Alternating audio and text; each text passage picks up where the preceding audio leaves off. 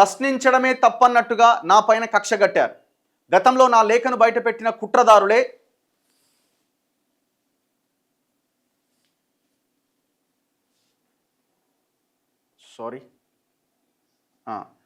గతంలో నా లేఖను బయటపెట్టిన కుట్రదారులే వివిధ రూపాల్లో నన్ను వేధింపులకు గురి చేస్తున్నారు. ఎవరు మాట్లాడుతున్నది? కల్వకుంట్ల కవిత. ఆమె ఇక్కడ లేరు, అమెరికాలో తన కొడుకు చదువు కోసమని అక్కడ ఆమె ఒక 15 రోజుల ట్రిప్కి వెళ్ళడం జరిగింది.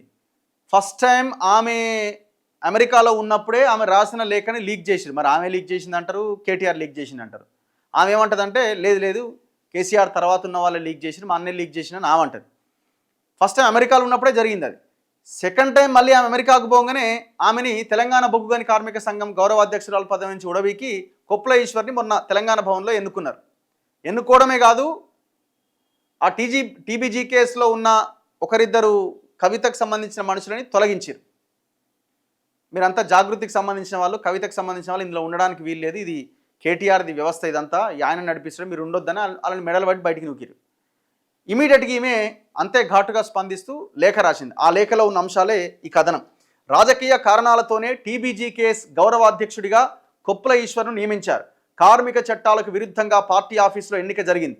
కార్మికుల సంక్షేమానికి పోరాడుతున్న నా పైన కుట్ర చేస్తున్నారు. పదవి ఉన్నా లేకున్నా కార్మికుల వెంటే ఉంటా. ఎమ్మెల్సీ కల్వకుంట్ల కవిత బహిరంగ లేఖ. సో నేను ఆమె లేఖ రాసింది, మనం కూడా వీడియో చేయడం జరిగింది. బీఆర్ఎస్లో జరుగుతున్న వ్యవహారాలు ప్రశ్నించడమే తప్పు అన్నట్టుగా తనపైన కక్ష కట్టారని ఎమ్మెల్సీ కల్వకుంట్ల కవిత ఆరోపించారు. ఆడబిడ్డగా పార్టీ మంచి కోరి రాసిన లేఖలను లీక్ చేసిన కుట్రదారులు ఎవరో బయట పెట్టాలని కోరినందుకు ఆ కుట్రదారులే వివిధ రూపాల్లో తనను వేధింపులకు గురి చేస్తున్నారని విమర్శించారు.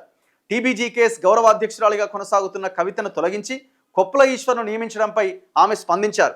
గురువారం సింగరేణి కార్మిక వర్గానికి అమెరికా నుంచి బహిరంగ లేఖ రాశారు.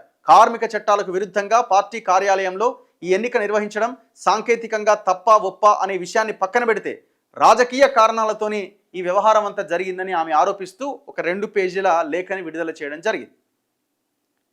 ఇప్పుడు మరి మీకు ఎమ్మెల్సీ పదవి ఎందుకంటే రాజీనామా చేయొచ్చు కదా. ఇప్పుడు బీఆర్ఎస్ పార్టీ నుంచి వచ్చిన ఎమ్మెల్సీ పదవి ఇప్పుడు రేపొద్దున వాళ్ళు అంటారు మిమ్మల్ని కార్నర్ చేస్తారు.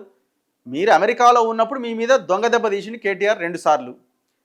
మరి అదే ఎమ్మెల్సీ పదవి రేపొద్దున అంటారు ఇంకా మరి ఇంత వ్యతిరేకంగా మా కోసం పనిచేస్తున్న మీకు మేము ఇచ్చిన పదవి ఎందుకు అంటారు. ఆలోపు మీరే రాజీనామా చేయొచ్చు కదా. ఏమో నాకు తెలిసి అతి త్వరలోనే కల్వకుంట్ల కవిత ఎమ్మెల్సీ పదవి కూడా రాజీనామా చేయబోతున్నదన్నది వాళ్ళ సన్నిహితుల ద్వారా తెలుస్తున్న ఇన్ఫర్మేషన్. ఇక ఆమె పార్టీ పెట్టడమో ఏదో మరి వేరే పార్టీలో జాయిన్ అవ్వడానికి అయితే అవకాశం ఏం కనబడతలేదు. మరి వేరే పార్టీలు ఎవరు తీసుకుంటారని నేను అనుకుంటలేను. ఈ పరిస్థితుల్లో మరి ఆమె పార్టీ పెట్టడానికే ముందుకెళ్తున్నట్టు కనబడుతున్నది. చూడాలి మరి కేటీఆర్ ఆలోచన ఏంది, ఎట్లాగ వెళ్ళిపోయింది, మళ్ళీ ఇప్పుడు ఆమెని తెచ్చుకొని మళ్ళీ ఇబ్బంది పడడం కంటే ఆమెని పోయింది ఎట్లాగో పోయింది, పంపించడమే బెటర్ అన్నది ఆయన ఆలోచన. అందుకే ఇంకాస్త దానికి పదును పెడుతున్నాడు. ఆయన చర్యలకి మరింత పదును పెట్టి నిన్న తెలంగాణ భవన్లో ఆ ఎన్నిక జరిపి మొన్న ఏకంగా అందులో ఉన్న జాగృతి వాళ్ళందరినీ తొలగించి పడేసిండు. సో మరి ఇప్పుడు ఆమె బీఆర్ఎస్ ఇచ్చిన ఎమ్మెల్సీ పదవి అయితే ఆమె దగ్గరనే ఉన్నది. మరి ఆమె ఆ పదవి అనుభవిస్తున్నది. ఇంకా మరి ఆమె రాజీనామా చేసేయచ్చు కదా. మరి ఇంకా పదవి ఎందుకు మళ్ళా, ఆ పదవి ఎందుకు మళ్ళీ? మరి ఇప్పుడు ఆమె వచ్చిన తర్వాత మరి ఏందో చూడాలి సినిమా.